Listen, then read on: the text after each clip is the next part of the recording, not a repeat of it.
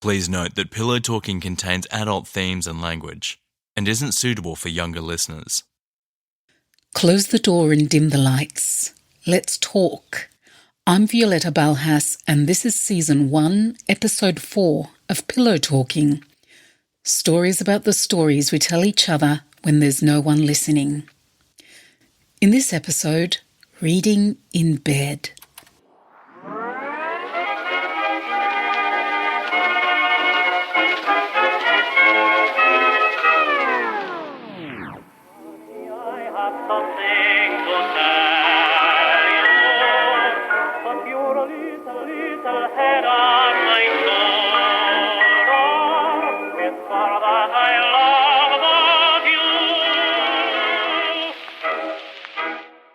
I was an insane reader as a kid. Started early and went hard.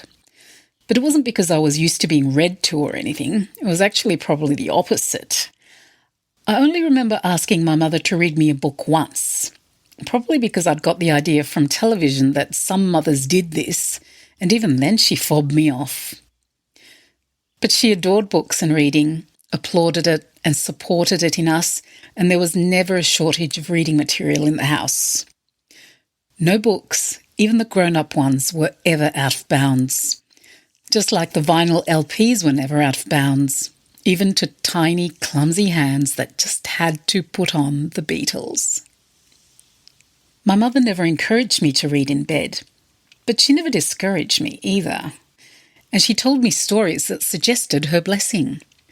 Her own mother didn't understand her passion for reading, Mama said. She had to wait until bedtime to read in secret, she said. There was no light for her to read by, other than the moon, she said. Las gotas de luz de la luna caían por las hojas del parral y yo las agarraba en las páginas. The drops of moonlight fell through the leaves of the grapevine and I would catch them on the pages. That's a blessing, yes? So I read in bed. I made a new friend when I was 12, and she was an even more insane reader than I. Harder, faster. A library user with cards for both school and local libraries. Absolutely hardcore. On sleepovers at her place, she taught me that sleepiness was something to power through. The story, if you held on, would pull you through it, and you didn't let go until the story let you go in its final pages. 1, 2, 3 in the morning, it was worth it. Sleep was so much sweeter afterwards. What I'm describing here is love, passion, devotion, obsession, the kinds of feelings we associate with our romantic relationships. And for people who love to read, reading is a relationship, and an intimate one. No one can ever enter the world we create in our minds and hearts when we read a book. They can only interrupt or intrude. And for many of us who love to read, it is the first relationship we took to bed, often predating another human by many years. Is it any wonder, then, that reading and our intimate relationships often come together in the bedroom? And what happens when they do is as varied as any story you can find within the covers of a book. Melodrama, tragedy, comedy, farce, they're all there. The stories in this episode don't quite cover all the types of drama, but they're all about reading and relationships in the bedroom, and the talk that the reading generated, or brought to a complete halt. These conversations all happened in the intimacy of the bedroom. Shh, let's listen.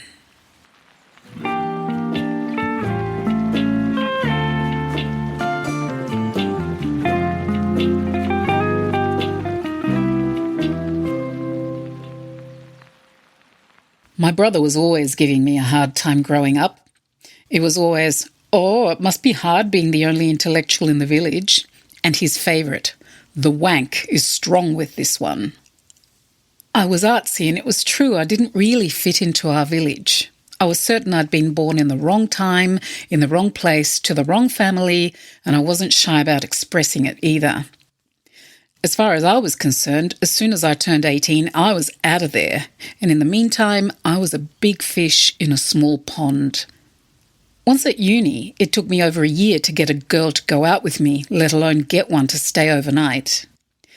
By the time I got a girlfriend, I was more than ready to live out my childhood fantasy of what university would be like, which included 1. Living in a crumbling garret.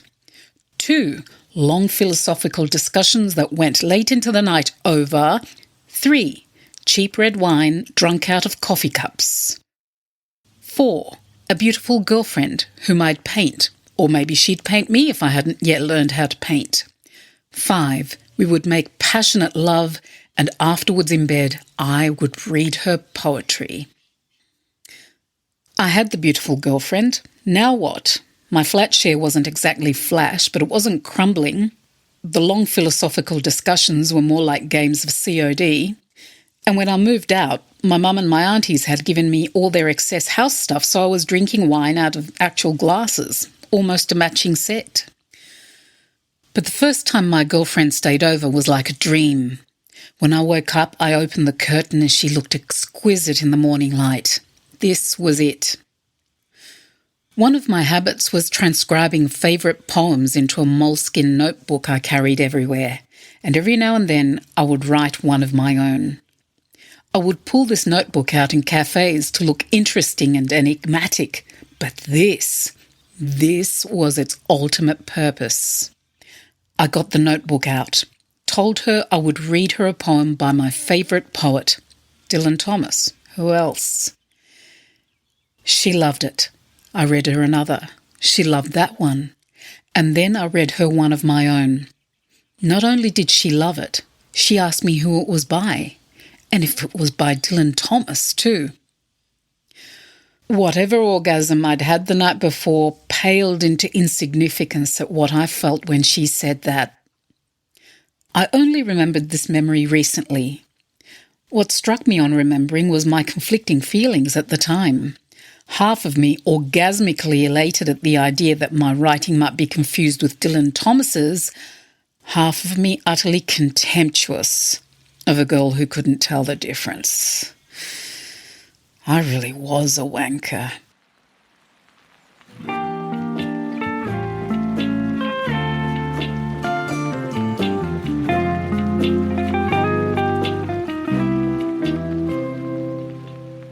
This is the story of how I broke up with my boyfriend over a conversation we had in the bedroom about romance novels, and it's probably not what you think.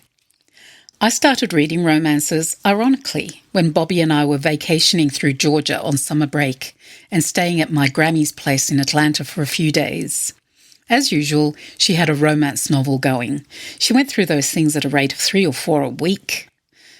I happened to mention that I needed to stop by the bookstore to get some light reading material for the road trip, and she waved at her bursting bookshelves and told me to help myself. I refused as graciously as I could and told her that I'd tried to like them and had bought a couple of romance novels from the thrift store and hadn't liked them. She said, "Honey, what does it tell you about those books that people don't want to keep them?" So mostly to be nice, I took one to bed that night, chuckling to myself at the clichés, lusty descriptions of the male love interest, and all that internal conflict. Before I knew it, I'd finished the book and it was 2 a.m. As much as I wanted to say I hated it, I couldn't argue with that 2 a.m. finish. The next day, I grabbed an armful of Grammy's novels before we continued on our trip. As I read, I started thinking that the romance novel would be the perfect subject of my dissertation. When I got home and started working on it, however, I encountered a problem. My topic was flawed because the assumptions I'd made were simply untrue, specifically the assumptions I'd made about the main readership, women. These women are mostly in happy relationships. Most are college educated, and most earn well above the median US salary. And if some of them were unhappy in their relationships, it's only because the readership is so vast, about 1/5 of all adult fiction sales. And what emerged was a seriously sexist narrative, not in the novels, but around romances themselves. There is little serious university research devoted to this genre, despite it literally being a billion-dollar industry. No other fiction genre is subjected to the ridicule that romance is. They're accused of being unrealistic, of feeding secret fantasies. But is a happily ever after more unrealistic or fanciful than a science fiction world where humans can travel at light speed and live on distant planets? Are people who read detective novels accused of secretly fantasizing about coming across a murder and solving it? It's clear that this genre, mostly by women and for women, is seen as it is because of the way women themselves are seen. To the point that when a male writer puts out a romance, it's treated completely differently by both publishers and society. A woman romance writer, for example, will have to put out several books a year to make a living. In fact, many of them hold down full-time jobs. But something like The Notebook by Nicholas Sparks will attract film adaptations and millions of dollars. The ones written by men are no better than any of the romance fiction I read written by women, and in case of some of the million-dollar stories, much worse. I didn't end up writing my dissertation on romance novels. I won't go into the boring reasons why. This is already long enough. But I did do something else. I started reading romance novels for real. I mean, as a reader, once I admitted to myself that I was enjoying them. I called Grammy up for recommendations. She was so happy, and it helped us feel close again after my move to Washington. So this is the pillow talk. One time, Bobby was staying over, and I had a romance on my bedside table. "Why are you still reading that crap?" Bobby asked. I was, after my research, on high alert for the sexist narrative making an appearance. I asked him if he'd read it, and how did he know it was crap? He said, "Oh, you know." And I said, "No, I didn't. And how about explaining it to me?" He couldn't. Then he tried to get all jokey as if I was making a big deal of it, but I wasn't laughing. Then he literally said this, "I get it. I know it's what all you girls aspire to." I asked him to explain to me what all we girls aspire to. He tried, but every word he said just made it worse. The cover over the sexist pit he was standing in was off, and every word he said to justify himself was a shovel that just put him deeper and deeper inside. So that was the end of Bobby. But the romance novels remain. They're not the only reading I do, but I love them. A few months after this, I was talking to Grammy and she said, "Don't tell your mama this, but..." And she introduced me to her secret favourite imprint, which is pretty steamy, even for me. So that was a bunch of other assumptions about Grammy out the window too. And a whole other story.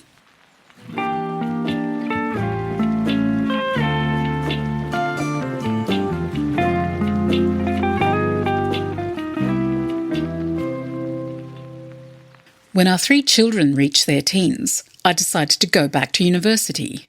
I wasn't ready to commit to a full degree, so I decided to do a few courses first.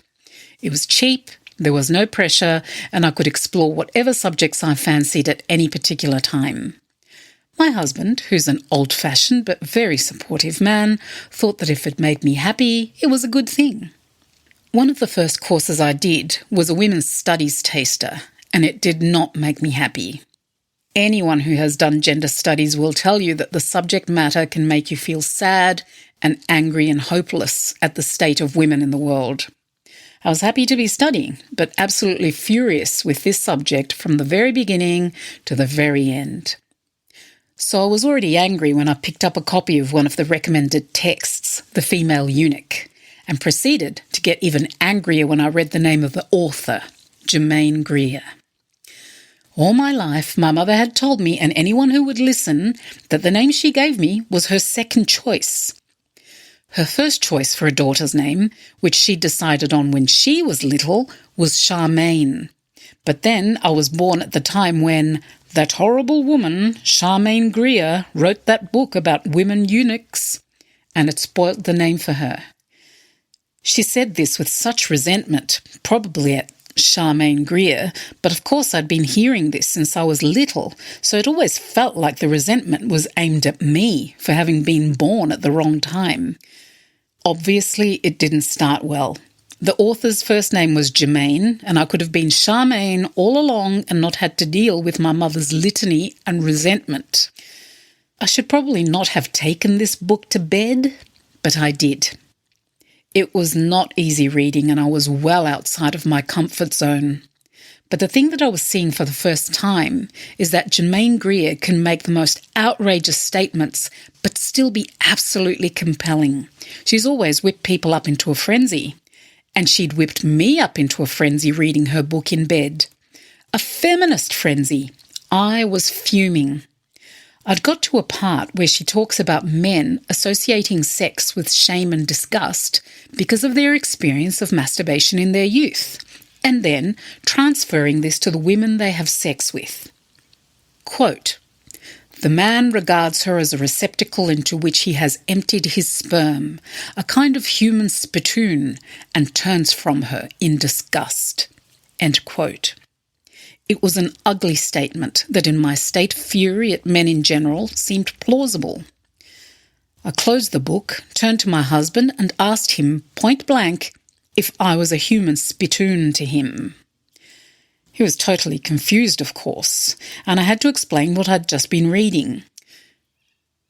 He thought for some moments, then looked at me. He is a man of few words, my husband, but always to the point. Slowly, without any particular emotion, he said, "Have you finally lost your bloody mind?" I was ready for a fight. I grabbed that finally like a lance, ready to run him through with it, but he laid down, facing the other way, and put the covers up around his chin. The conversation was over, and can you believe it? He'd actually turned from me in disgust. I'm glad he did, because it gave me time to think. Think about him and how he might have felt. As the anger abated, I thought how Germaine Greer's argument, such as it was, would have been completely foreign to him, with how he thinks and expresses himself, and how hurtful it would have been even to be asked this question. He's such a good man.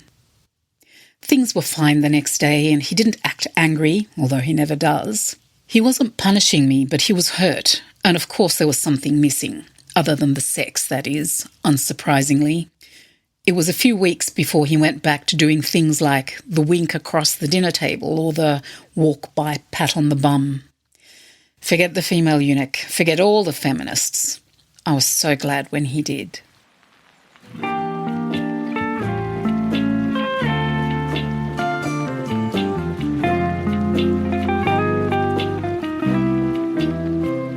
My husband has two habits I directly attribute to his being sent to boarding school at a tender age. He gets chatty at bedtime and doesn't like it when I ignore him. There are many horrors he's told me about of his time away at school, and one doesn't like to think too often about the effect that combination of parental neglect and institutional abuse has on a daily basis on supposedly functional adults, including too many in Britain's halls of power. But of his few fond memories, one that stands out is of the furious, furtive, whispered conversations after lights out, attacks of muffled giggles being particularly dangerous for the real attacks they could provoke from the masters or seniors. My childhood, on the other hand, was completely different. Bedtime for me, an only child, was a solitary, peaceful and thoroughly welcome affair, accompanied as I always was by a book. I always took myself to bed because come night time there was nothing that could keep me from my bed and my book. My parents were ever present and affectionate in their batty, somewhat absent-minded way, and where they were neglectful was in the more sober parental duties. For example, celebrating rather than berating if at the breakfast table on a school day I confessed I'd been up until 5 a.m. because I just had to finish my latest book. So you can see how this would have been a problem when he and I got married. We went to bed, and if there were no other activities forthcoming, I wanted to read, he wanted to chat. And he wasn't a reader, at least not the kind of reader I am. Out of all the things I imagined would cause trouble in our relationship, out of all of the advice my mother could have given me, this was completely unexpected. More unexpected even than when she tried to give me the facts of life talk when I got married at 28. Bless. Not to mention flummoxing, because there were no books or agony arts that could help with this particular dilemma. It was such a trivial thing on the outside, but on the inside of both our bedroom and psyches, it was positively gargantuan. My friends were no help. I couldn't just tell my husband to naff off like they suggested. It wasn't just a boarding school habit, but how he acts when he feels like I'm ignoring him. He doesn't sulk or get cross, just gets like an increasingly hyperactive puppy, dancing around me, figuratively speaking, until I pay attention. This complex is courtesy of both his parents, but his mother in particular, and although it's not a conversation we've ever had, of course it's blatantly clear to me, the person who knows him best.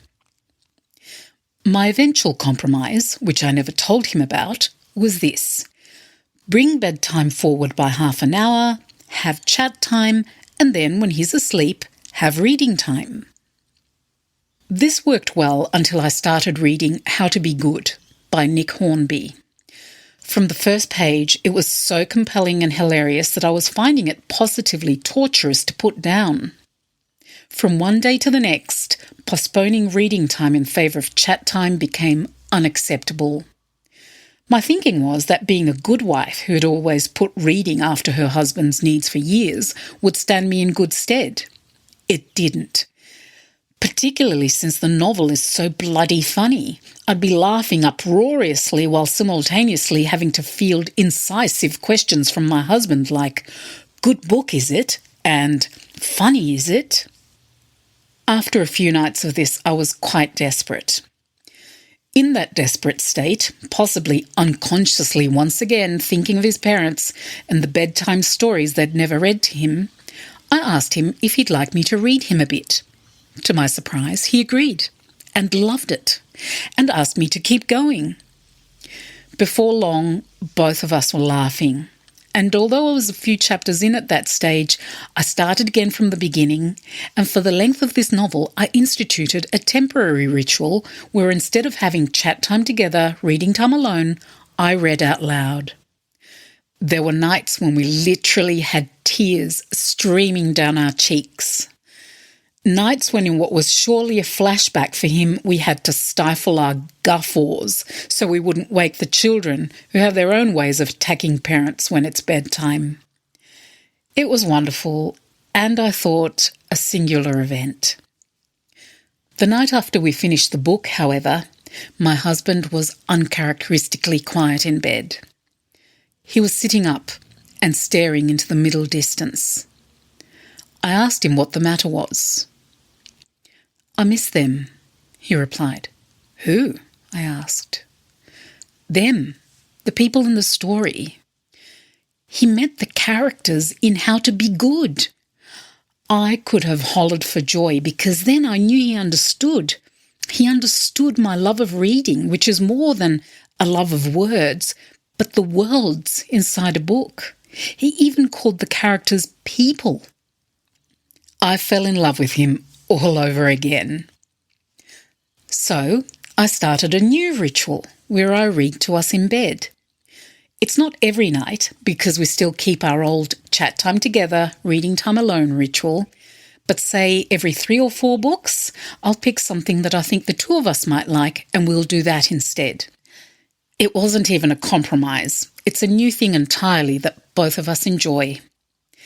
And in a way that is, as our daughter would say, so meta, it would be a thrill to have this little story of ours read out loud back to us, maybe even in bed.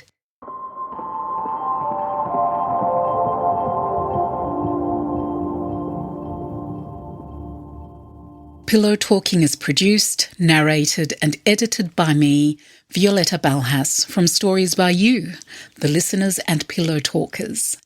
Music is by Radovan Jekic. This episode's stories were I Really Was a Wanker by Thylan Domas, A Fine Romance by J. Stott, Feminist Frenzy by Anonymous, and How to Be Good in Bed by Edie. If you enjoyed this podcast, please share, rate and review. It's a minute of your time that has huge impact.